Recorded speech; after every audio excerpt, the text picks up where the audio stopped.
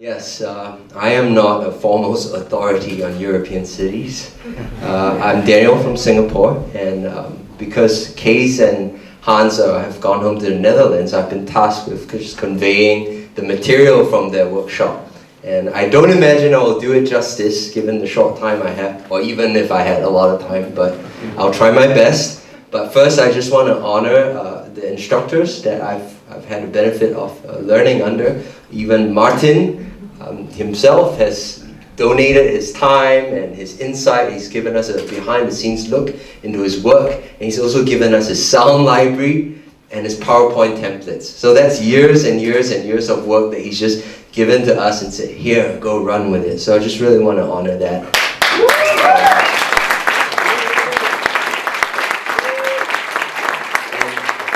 So Kees and Hans were very kind of like, I just learned the phrase today because people have been using it, but beautiful gentlemen, right? To illustrate the point, you hear Hans talking over breakfast about different types of bird songs, like, oh, the thrush sounds like this, and then the blackbird goes like this, and then his face would have this warm glow of satisfaction. He's just talking about the different types of bird song. So these are the types of gentlemen that we're dealing with, right? They love both cities and they love sound, right? So, yes. So urban sound design, not an authority on cities or rap music. Okay, that was lost on me. That's okay. Next two, yeah. So if urban design is crafting cities and sound design is crafting sound, then urban sound design is crafting the soundscape of a city so it supports the program or activity of an area. So you think about an orchestral hall, and when you're having an orchestra play in it, maybe the curtains are not up, but when you have a drum set in the hall, maybe you're kind of trying to lower the reverberation time in the room. So you're trying to create a space that supports the activity, but it goes much deeper than just mere acoustics. So the key assignment that we did for this workshop was that a few of our teams, comprising usually a sound designer and an urban planning student from a local university, we will go out in pairs or trios, and our task was to find one example of an acoustic environment in Hamburg that really supported the program in the city, and one example where it really didn't. So I'm going to just share with you the framework that Kees and Hans gave us now, and I'll just share a couple of examples that kind of I found with my partner.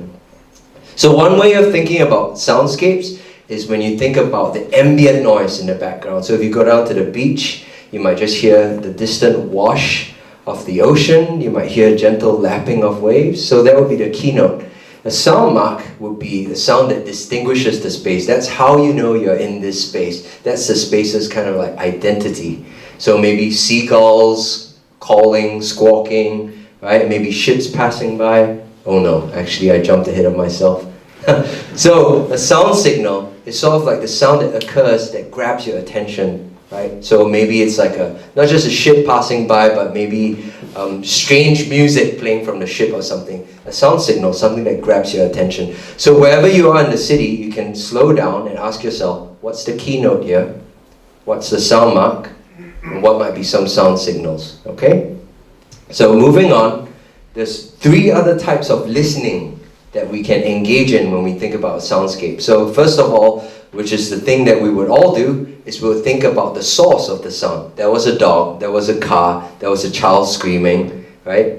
We'll think about the source. But more interestingly, we could also engage in semantic listening, which is trying to understand what the meaning of the sound was. And there was this interesting story told by both David and Rita Belay, who said that when they first arrived here in Blankenese, they could not fall asleep because they were not used to not having the sound of traffic or a busy city right outside where they were putting up for the night. So that was very unusual for me, but it just goes to show that sound, even though we might take for granted that traffic, when you pick real estate, you're trying to pick the place that's quiet, right? Like away from the main street. But here for Rita Belay and David, it had a very different sort of connotation. So a semantic understanding of what that sound means in the space.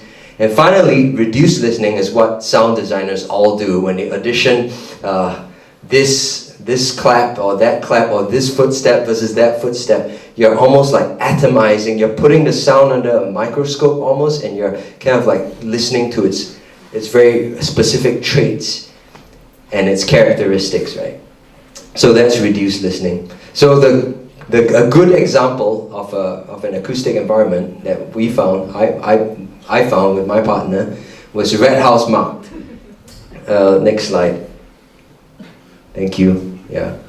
Sorry, a little disorganized, not a lot of practice, but so if you stand in the middle of Red House Marked, you should try this sometime if you have the chance, and you close your eyes. The thing that you'll hear is you hear a lot of conversation being carried from a far distance. You hear a lot of different languages. It sounds like walla. Walla, for those of us who aren't in the film audio business, is kind of like indistinct talk in the distance. You can hear people talking, but you can't make out what they're saying. That's walla. So you hear a lot of walla, and you hear conversations passing you by in different languages. And we felt that this was a really good example of what the spirit of Red House Marked was supposed to be, because it's in front of the City Hall, which is meant to be a place where you exchange ideas freely and you kind of embrace different viewpoints. And there in front of the City Hall, you had all these different nationalities speaking different languages openly, and the sound of their conversations were being carried everywhere. And we thought that was very in character for Red House Marked. So the interesting thing about Red House Marked is, next slide, and I'm mindful to accelerate this presentation, is if you look here in the west, where you had buses just passing by, the sound of the buses was shielded away by these structures over here. So instead of having the wash of buses enter the square, it was deflected by this row of shops and cafes, right?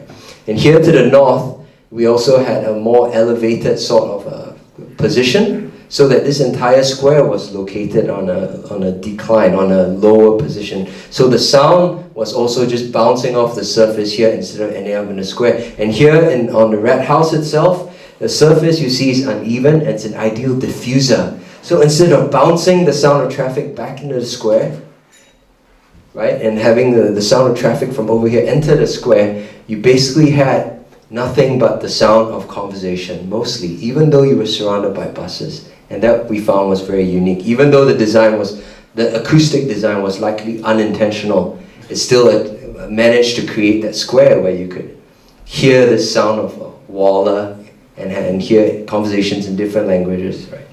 Okay, next. A diagram to illustrate what I just said. Next. All right, now the bad example is at Saint Michel, right? So next.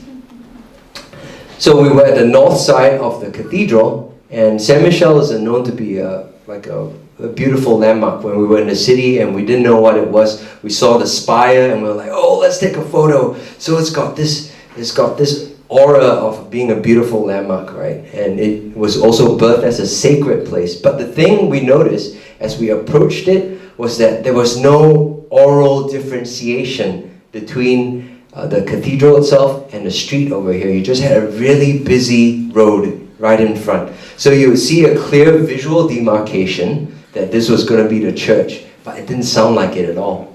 It just sounded like the street.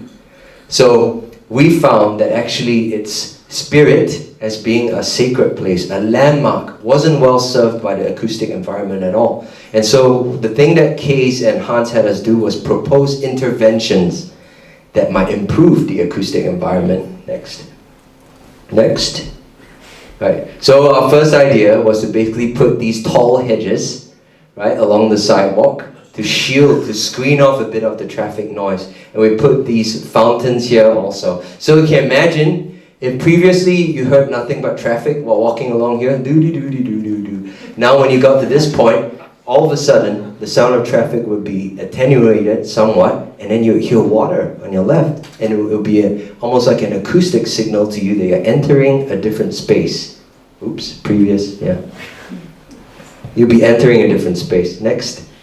And over here, I'm just messing with this. So over here is a slightly different design. Imagine you're walking along the sidewalk, and all of a sudden you enter this aperture, and you turn around, and you turn here, and there's this real sense of arrival, because all the traffic noise is kind of attenuated now, and you just hear the sound of the fountain. So it's another oral cue to just communicate to you that you're now entering Saint Michel.